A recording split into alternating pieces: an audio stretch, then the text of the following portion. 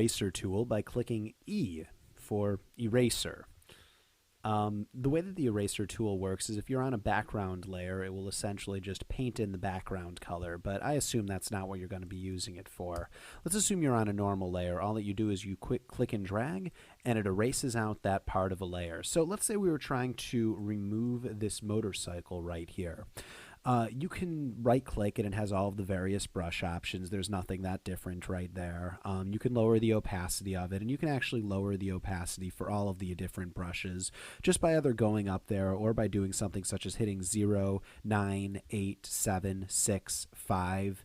And just by hitting those, it will change it in 10% increments right there. So the eraser tool, very basic. It lets you erase.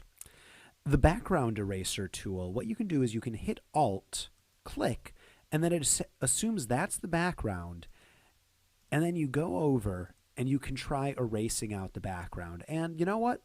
Best of luck to you. I never use this tool because it's awful. It just tries to guess too much and hasn't been updated in many versions because it's not the way that any professional really goes about erasing. You can change the options up here, but let's be honest, it's just you in a recipe for disaster.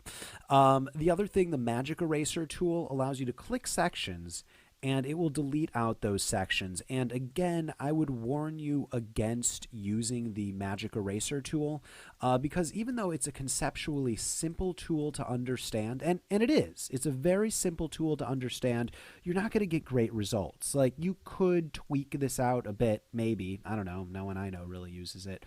Right-clicking doesn't give you any extra options. That should be a red flag right there from the get-go. You can tweak the options by changing the tolerance, but this is the equivalent of using the wand tool and then hitting delete. And I suggest, if given the choice, it's better just use the wand tool and then hit delete rather than trying to use this supposed magic eraser right here, because it's not all that magical. It tries to make things a little bit too automatic. But this initial eraser tool, that was good. Let's stick with that. For the full 4-hour Photoshop crash course, click on the link below.